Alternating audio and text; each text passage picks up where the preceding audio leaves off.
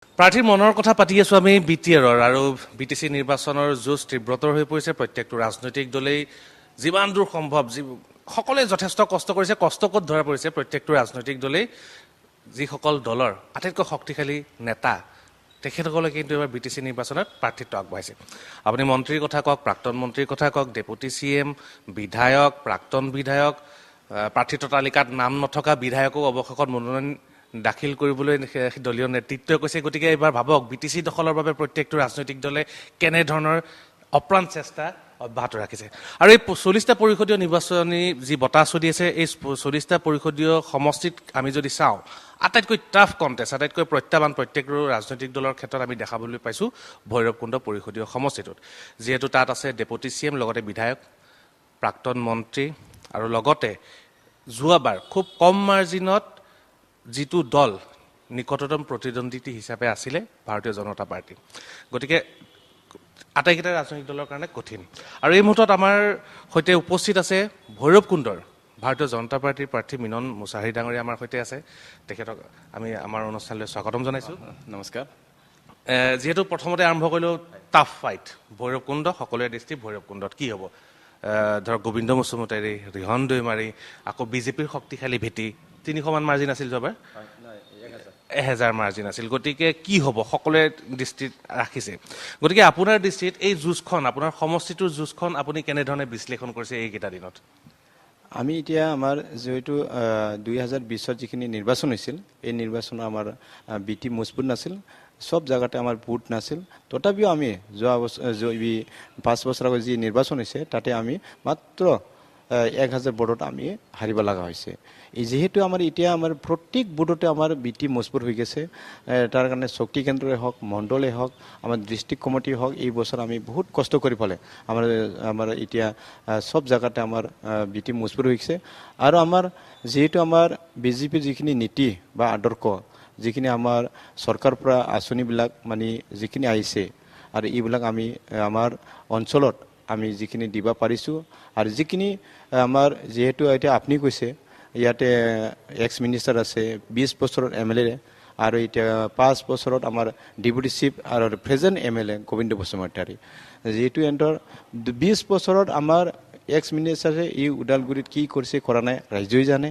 আৰু গোবিন্দ ছাৰকে এই 5 বছৰত দুটা পানী পট লৈ পেলাই মানে কি কাম কৰিছে এইটো ৰাইজেই জানে। ইয়াৰ কাৰণে মোৰ বিশ্বাস, এতিয়া মোৰ লগত মানে ৰাইজে মোক সেৱা কৰিবৰ কাৰণে মোক এই নিৰ্বাচনত খেলিব দিছে। আৰু মোৰ লগত আমাৰ লগত মানে ৰাইজ আছে, আৰু বিশেষকৈ আমি এই নিৰ্বাচনত আমি জয়লাভ হ'ম বুলি আমি আশা কৰিছোঁ। যিহেতু আপুনি ভাৰতীয় জনতা পাৰ্টীৰ প্ৰাৰ্থী, এইবাৰ মুখ্যমন্ত্ৰী কওক বা দিলীপ শইকীয়াই কওক, এটা কথা কৈছিল যে 40টা পৰিষদীয় সমষ্টিতে তেখেতসকলৰ প্ৰভাৰী যাব, তেখেতসকলৰ দলীয় কাৰ্যকৰ্তা যাব, প্ৰতিবেদন যাব বাজপেয়ী ভৱনলৈ, বাজপেয়ী ভৱনত তাৰপিছত গুণাগোঠা কৰিব, তাৰপিছত যিকেইটা সমষ্টিত জয়ৰ সম্ভাৱনা আছে সেইকেইটা সমষ্টিতে প্ৰাৰ্থিত্ব দিব। তাৰমানে দলীয় নেতৃত্বই ভাবিছে যে ভৈৰৱকুণ্ডত জয়ৰ সম্ভাৱনা আছে। গতিকে আপোনাৰ ওপৰত এটা গুৰু দায়িত্ব আছে। কিন্তু এই ক্ষেত্ৰত আপোনাৰ পৰা এটা কথা জানিব বিচাৰিম যে ছাত্ৰ ৰাজনীতিৰ পৰা আপুনি আৰম্ভ কৰিলে, আপোনাৰ কেৰিয়াৰটো অকণমান বিচিত্ৰ। প্ৰথমতে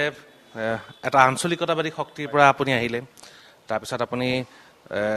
স্বয়ংসেৱক সংঘৰো সেৱক হিচাপে দীৰ্ঘদিন আপুনি থাকিলে, তাৰপিছত ব্যৱসায়ী, তাৰপিছত প্ৰত্যক্ষভাৱে সংসদীয় ৰাজনীতি, এইবাৰ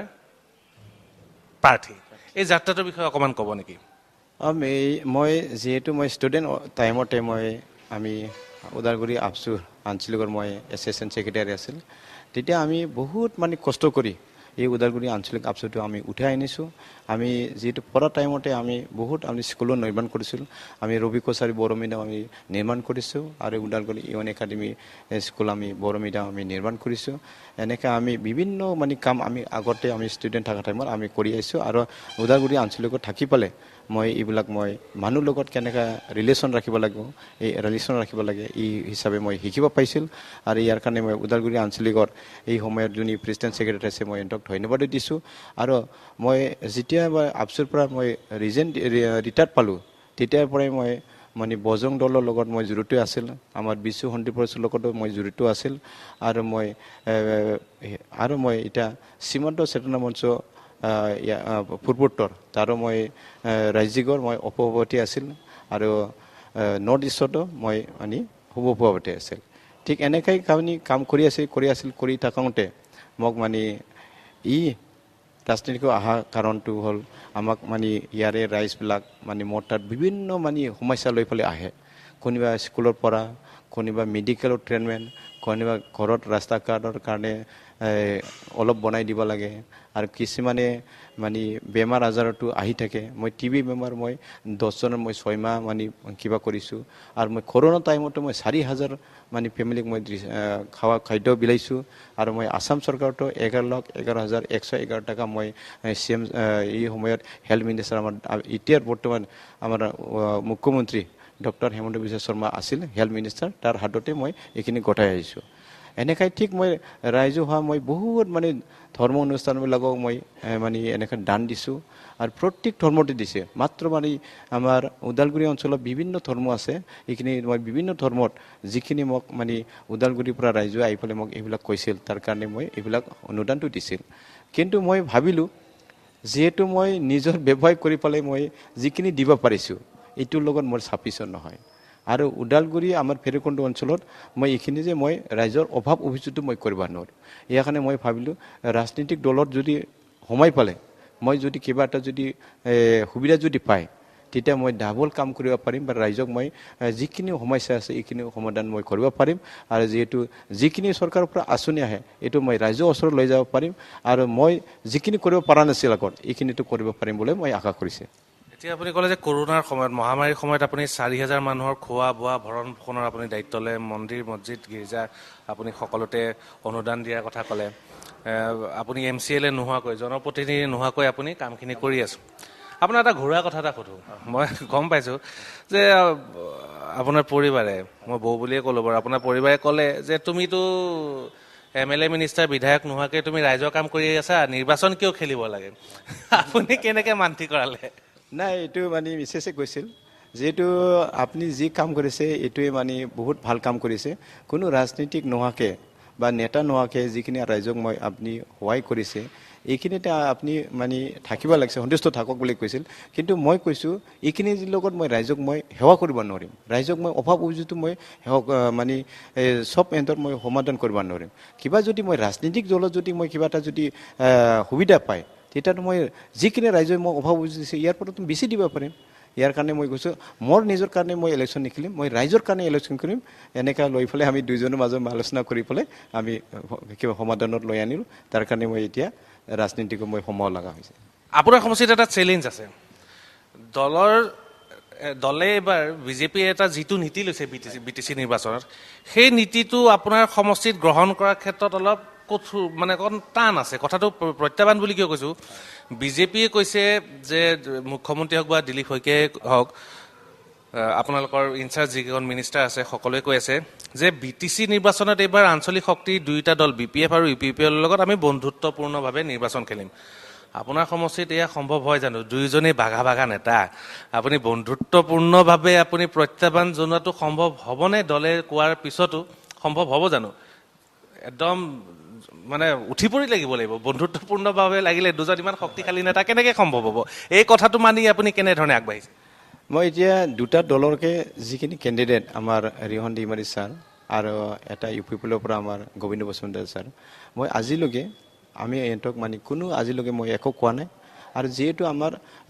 ষ্টেটৰ পৰা এটা আমাৰ মুখ্যমন্ত্ৰীৰ পৰা এটা মানে আমাৰ তাত আহিছে গাইডলাইন আছে ই হিচাপে আমি বন্ধুত্ব হিচাপে আমি ইলেকশ্যন খেলিব লাগে আমাক কৈছে ইয়াৰ কাৰণে আমি কোনো দলকে আমি গালি নাপাৰাকৈ আমি কেনেকৈ আমাৰ BJP আঁচনিটো লৈ পেলাই ৰাইজৰ মাজত সোমাব পাৰিম ৰাইজক কেনেকৈ সন্তুষ্ট কৰিব পাৰিম এইটোৱে আমি মানে প্ৰথম লক্ষ্য হৈছে তথাপিও আপুনি কোৱা নিচিনা ইয়াতে যিহেতু দুটা দল একদমবাৰে ষ্ট্ৰং বুলি ক'ব লাগিব আমি UPPলে ষ্ট্ৰং BPF ষ্ট্ৰং তথাপি আমাৰ দল BTও আমাৰ ষ্ট্ৰং ইয়াৰ মাজতে আমি কেনেকৈ নিৰ্বাচনৰ মাজত আমি লৈ যাম মানে কোনো হাই কাজা নোহোৱাকৈ আমি এইটোৱে মানে এতিয়া বৰ্তমান আমি ফিল্ডত প্ৰচাৰ কৰি আছোঁ মানে দুইটা বিৰোধী ৰাজনৈতিক দলক সমালোচনা নকৰাকৈ কোনো প্ৰতিদ্বন্দ্বী সমালোচনা নকৰাকৈ অকল বিজেপি চৰকাৰৰ আঁচনিসমূহ লৈ আপুনি ৰাইজৰ মাজলৈ আগবাঢ়ি যাব গৈছে এই ক্ষেত্ৰত ৰাইজৰ সঁহাৰি কেনে পাইছে কোনবিলাক আঁচনিৰ কথা আপুনি বিশেষকৈ ৰাইজৰ ওচৰলৈ লৈ গৈছে ৰাইজেতো এনে মোক ৰাইজে যিটো নিৰ্বাচন খেলিবৰ কাৰণে কৈছে আৰু ওদালগুৰি ৰাইজে মোক বহুত মৰম কৰে মানে সৰুৰ পৰা মানে মোক পাইছোঁ আৰু মই যিখিনি কাম কাজ মানে ৰাইজৰ আগত কৰি দিছে তাৰ কাৰণে মোৰ নিজাভাৱে মানে মোৰ এটা হল্ড আছে ওদালগুৰিত আৰু প্লাছ আমাৰ বিজেপিৰ যিখিনি আমাৰ দলৰ আমাৰ কৰ্মকৰ্তা আছে তাৰ কাৰণে আকৌ আৰু বেছিকৈ প্লাছ পইণ্ট হৈছে আৰু যিহেতু আমাৰ ওদালগুৰিত মানে যোৱা বছৰত মই আপোনাক কৈছোঁ যোৱা যোনটো ইলেকশ্যন তাতেও আমাৰ 1000 মাত্ৰ ভোটত আমি হাৰিছোঁ কোনো আমাৰ ইয়াতে বিটি নাছিল কিন্তু এতিয়াতো যিহেতু মোৰ লগত ৰাইজ মানে আগৰ পৰা মোৰ লগত মোক মৰম কৰে বা ময়ো ৰাইজক সহায় কৰি আহিছোঁ তাৰ কাৰণে মোৰ এটা প্লাছ পইণ্ট আছে ৰাইজে মোৰ লগত আছে আমি নিশ্চয় আহি থকা নিৰ্বাচনত আমি মানে যিখিনি আমি ভোট পাম কিন্তু পাব লগা আছে মাৰ্জিন এইটো মাৰ্জিনটো পাম আমাৰ বিজেপিৰ পৰা বৰ্তমান মানে ষ্টেট চৰকাৰৰ পৰা মানে বহুত বিজেপি আঁচনি আছে আমি ৰাইজৰ মাজত এইবিলাক লৈ যাম যিহেতু আপুনি লাখপতি বাইদেউ কওক আপুনি এতিয়া অৰুণোদয় আঁচনি কওক আৰু আমাৰ ৰেচন কাৰ্ড আমি যাৰ ৰেচন কাৰ্ড আছে আমি 3 মাহত এতিয়া যোৱাবাৰ চাউল দিছে এইবিলাক কটা হওক আৰু বিধৱা পেঞ্চনে কটা হওক আৰু নিযুত মইনা আঁচনি কওক এনেকা আমাৰ বৰ্তমান আমাৰ আৰু ল'ৰা ছোৱালী পঢ়াৰ কাৰণে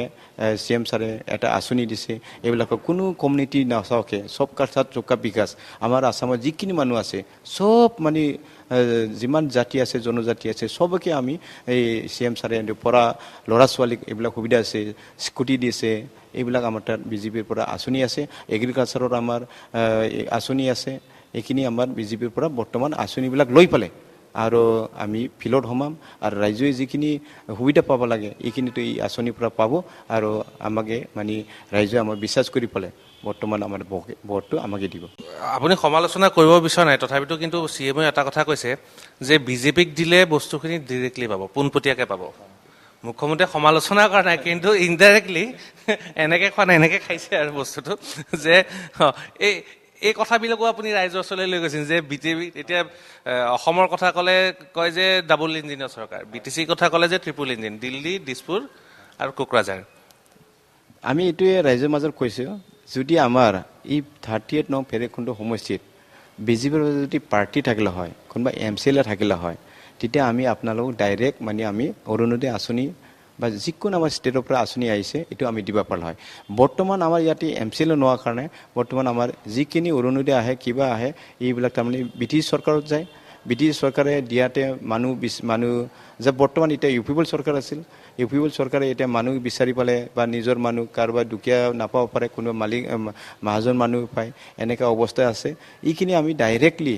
এইবাৰ যদি বিজেপি যদি ইয়াতে MCLA জিতে যিখিনি ষ্টেটৰ পৰা আমাৰ যিখিনি আঁচনি আহে এইটো ডাইৰেক্ট আমি দিব পাৰিম আৰু আমি ইনডাইৰেক্টলি আমি আগত বাৰত বহুত মানে ইনডাইৰেক্টলি দিয়াৰ পিছত আমাৰ যিখিনি জেনুইন মানুহ পাব লাগে এইবিলাক পোৱা নাছিল কিন্তু এইবাৰ এতিয়া আমাৰ CM ছাৰে কৈছে আমি ডাইৰেক্টকৈ আমি আপোনালোকক দিব পাৰিম বুলি কৈছে এইটোৱে আমি এতিয়া গাঁৱৰ মাজত লৈ যাই আছোঁ বিজেপি এটা কথা কৈ আছে যে চৰকাৰ যোনেই নকৰক কিয় বিজেপি থাকিবই এতিয়া দলীয় কৰ্মীসকলে যেতিয়া এজন প্ৰাৰ্থীৰ লগত দিনে ৰাতি ঘূৰি ফুৰে কৰ্মীসকলৰ আৰু দলৰ সমৰ্থকসকলৰ এটা কথা থাকে যে অকণমান চেলেঞ্জিং যদি হয় যুঁজখন যদি অকণ প্ৰত্যাহ্বানমূলক হয় আৰু ডাঙৰ যুঁজত জিকি আহিলে দলে পুৰস্কাৰ দিব লাগে সেইটো সমৰ্থকসকলে ভাবে গতিকে আপোনাৰ সমষ্টিটো এনেকুৱা ধৰণৰ এটা বতাহ ওলাইছে নেকি যে এজন ডেপুটি CM এজন প্ৰাক্তন মন্ত্ৰী বিধায়ক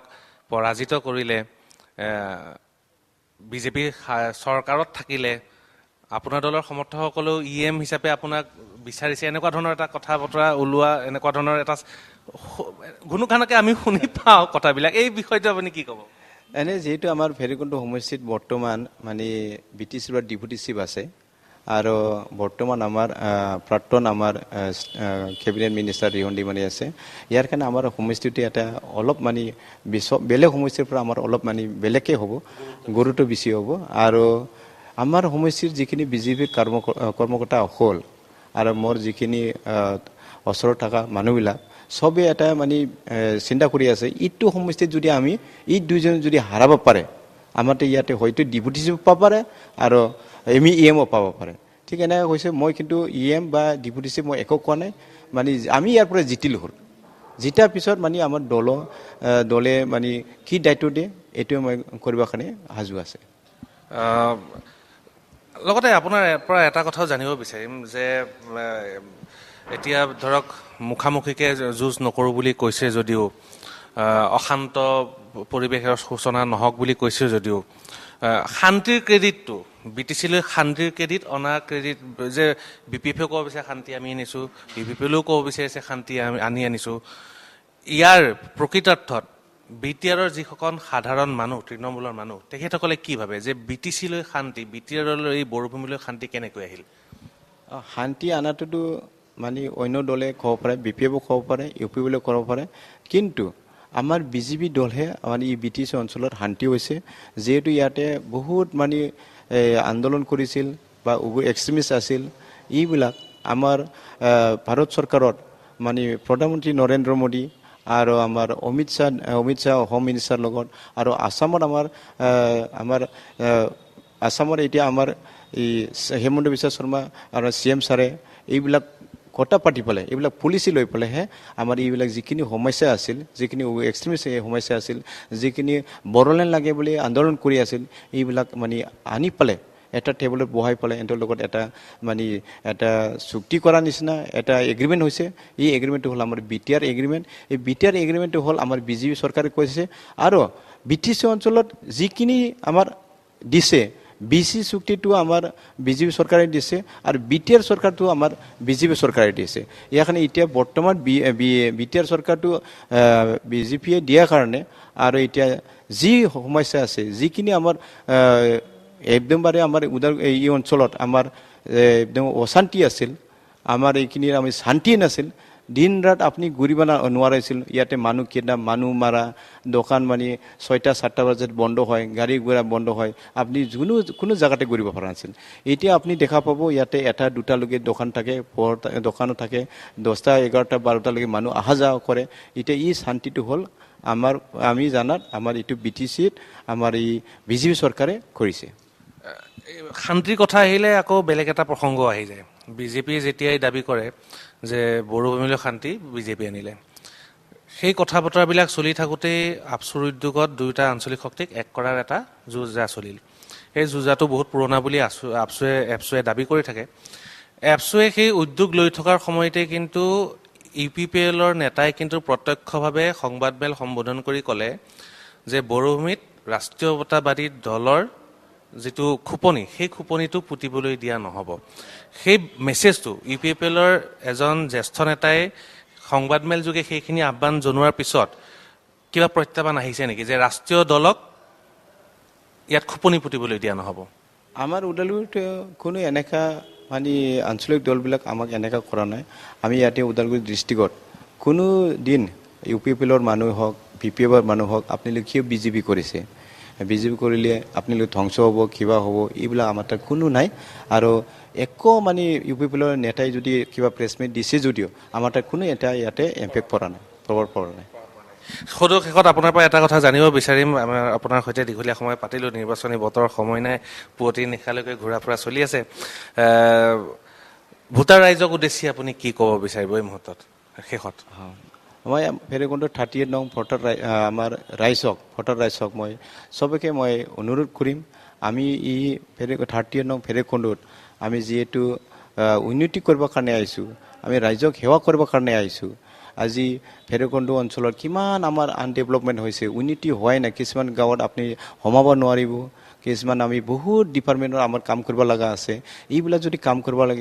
কৰিব লাগিলে আপোনালোকে BJP দলক মানে ভোট দি পেলাই আপোনালোকে আমাৰ BJP দলৰ কেণ্ডিডেট হিচাপে আপোনালোকে জিতাব লাগিব। তেতিয়াহে আমি এই ভৈৰৱকুণ্ড অঞ্চলত আমি উন্নতি কাম কৰিব পাৰিম। আমি ইয়াৰ কাৰণে আপোনালোকক মই ৰাইজক আহ্বান কৰিম, আপোনালোকে আহি থকা যি BTC নিৰ্বাচন 22 তাৰিখে হ'ব, ইয়াতে আপোনালোকে চবে যদি ক'ৰবাত বাহিৰত আছে ল'ৰা ছোৱালী, সিহঁতক মাতি পেলাই আপোনালোকে এই ভোটটো গ্ৰহণ কৰিব বা ভোটদান কৰিব বুলি মই আহ্বান জনাইছোঁ। ধন্যবাদ জনাইছোঁ, শুভেচ্ছা জনাইছোঁ। একেবাৰে 22 তাৰিখ নহয়, একেবাৰে 26 তাৰিখলৈকে শুভেচ্ছা জনাইছোঁ। অনুষ্ঠানৰ পৰা মই লেলিন বিদায় লৈছোঁ। ধন্যবাদ।